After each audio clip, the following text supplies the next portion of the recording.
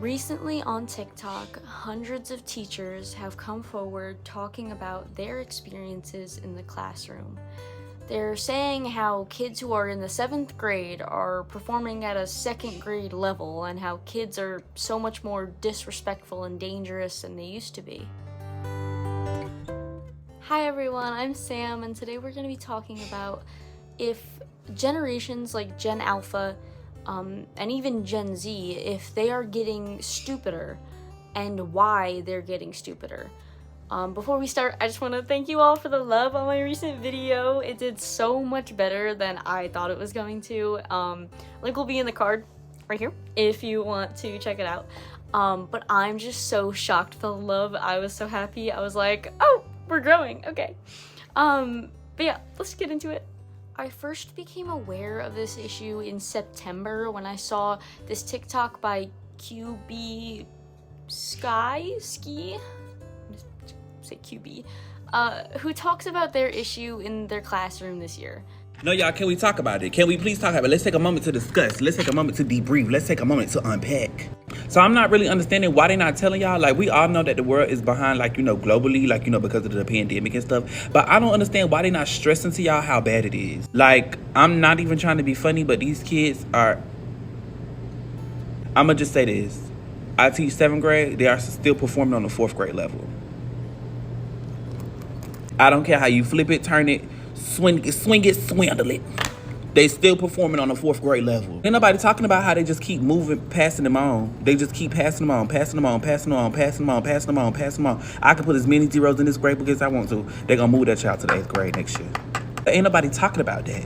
Why they not talking about that? Why they not telling y'all that y'all... And why don't y'all know that y'all kids not performing on their grade level? Why y'all don't know this? Why y'all don't know?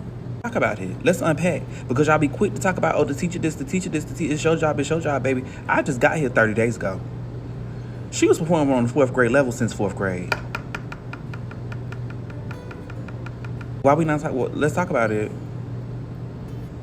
You the teacher. You supposed to be, again, she been on the 4th grade level since the 4th grade. We in 7th grade now, so you let this child go 3 years and you never knew that your child was still in the 4th grade, ain't never left the...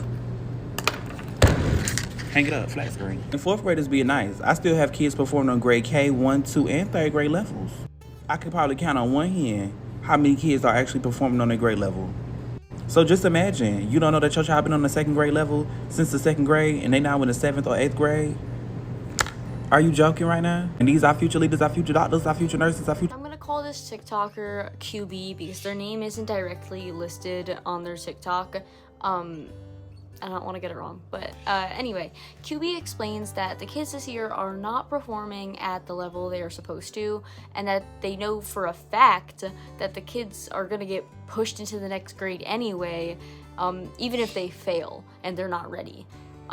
They then bring up the amazing point that it is most likely the parents who are not helping their kids perform at the correct level, and that they're being rather absent in their child's educational life, and then they just go ahead and blame the teachers anyway.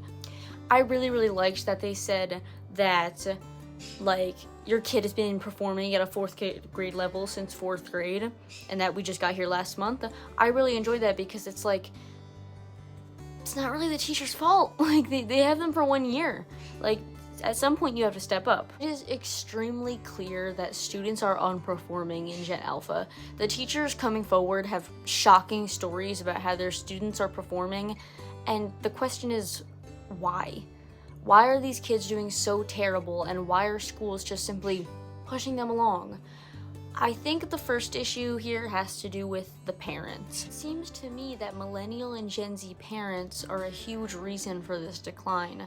Most parents nowadays would rather prop an iPad in front of their 2-year-old's face than teach them the ABCs and basic motor functions. I see parents in my own family where all they do is just give the kids a phone the second they start crying. That's not healthy. Kids are not getting proper childhoods. You should not have an iPad in your hands at 4 years old. Then eventually, when your kids get a bit older and they start to go to school, you won't even check on their grades or their studying habits, make sure they're doing their homework. Perhaps some of this has to do with the newly adult generations not being able to take care of kids properly because they have to worry so much about things like the housing crisis and inflation. Like, it's difficult to live. I understand that it's difficult to live. It's difficult to do anything nowadays. It's not easy whatsoever, but you had children. Or maybe this generation is just lazy. Like the old people say, lazy ass parents, lazy ass kids. I don't know. I think everyone has kind of different reasons for it. Maybe Gen Z themselves is just as glued to TikTok, more enough to care. According to the New York Times, in 2020 and 2021, a majority of parents in the United States reported that the pandemic was hurting their children's education. But by the fall of 2022, a Pew survey showed that only a quarter of parents thought that their children were still behind. Another study revealed that more than 90% thought their child had already would soon catch up, which isn't true because the kids aren't catching up at all. But that leads me to my next point about technology. 24 hours a day, children are glued to screens. We haven't even had proper research yet on whether or not looking at screens all the time can cause permanent damage. But they watch Brain Rock, Cocomelon, and Gacha Life at home, play games in the car, and when they're at school, they're told to open up their Chromebooks and go to Google Classroom. How is that fair? How is it fair to these kids? Their parents are too lazy to care for them, and their teachers are too lazy to make actual physical lesson plans instead of opening their Chromebook and doing Google Docs activity packets. I don't think that anybody understands, as someone who is a visual, hands-on learner who learns by doing, by walking into one of my classes and every single piece of work is on the computer. I can't do it. I need paper copies, and she won't even give me paper copies. But that's my own thing. I'm not even a child anymore. But it's so crazy. Half of these kids spend most of their educational careers on Zoom meetings. This by itself is the reason why kids are underperforming. It's insane how we even allow this to happen. Our entire lives wrapped into one company. Apple, sometimes Google, and sometimes something else. My phone is everything to me, and that's sad. I don't see how all of my information can be on one website. Like, Google has everything. Google is connected to my Common App for college. Like, that is really, really strange. But I guess that's the world we live in. My parents were doing some digging at a yard sale and found this notebook. It's a composition book dated 1964.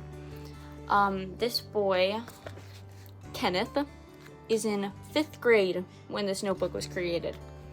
And it has the most beautiful, gorgeous handwriting that you would not expect from a 5th grader.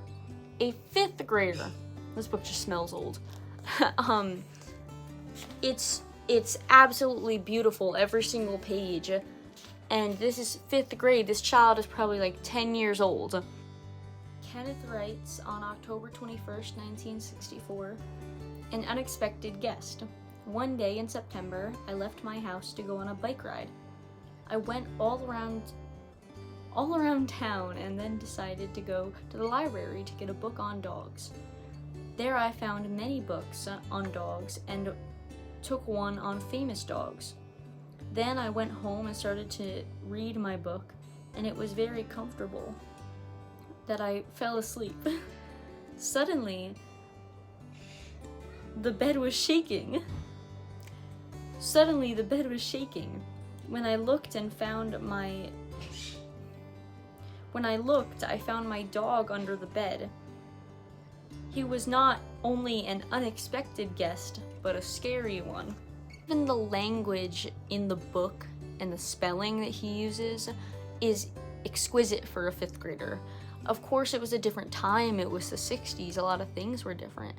But how is it even possible that someone can write like this in 5th grade? And the fact that I don't find it possible just shows a decline. And now 5th graders don't even fully know their ABCs. It's just insane.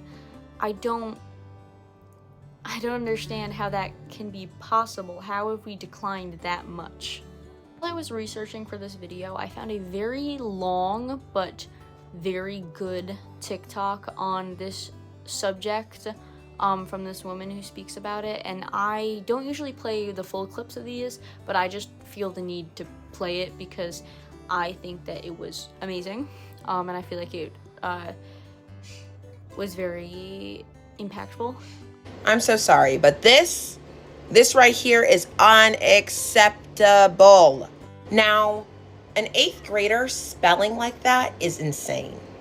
And I'm gonna just be real. I have no idea if there is some type of learning disability behind this, or if this person, English isn't their first language, but from what they're saying, it's an 8th grader. And with all the topics that have been going around with teachers basically coming out and saying, like, I have 8th graders and 7th graders and they're performing on a 4th and 3rd grade level. We've had teachers say that they will, like, kindergartners, 1st graders don't even know their full alphabet, which is insane. And I feel like this needs to be talked about, because why is the educational aspect of, like, everything declining? In my opinion, they need to lock up them damn phones away, because when I was in elementary school, the only type of phones that were there were not touchscreen. It was just the little texting phones where all you could do is text. You can't go on surf the internet. You can't go on TikTok. You can't go on any of those other stuff. All you were doing is texting. Mind you, we weren't even allowed to have phones in elementary school. So therefore, there was no way we could be distracted. And it's crazy because not only that, there's a lack of guidance in education now, because not only do these kids have all types of phones out in class, iPhone 11s, all these phones, that they're so distracted, they're not even paying attention, mind you. And not only, parents are not really involved in their kids' education nowadays. Now, like, this one teacher spoke out and said she set up a parent-teacher conference and only one parent showed up. Like, first of all, back in the day, back to school night was so important, and a lot of parents would go because they wanted to meet their teachers, you know, and they wanted to see how their kid was doing in school. And the fact that none of the parents are utilizing this is insane. So none of these parents even know that their kids are, like, dumb, not to be rude. Like, a lot of y'all come on this app. Oh, that one woman, she takes her kids to Kumon in the summer. Y'all be eating her up, but I bet you her kids know how to spell all them damn words that was in that slide I just showed you.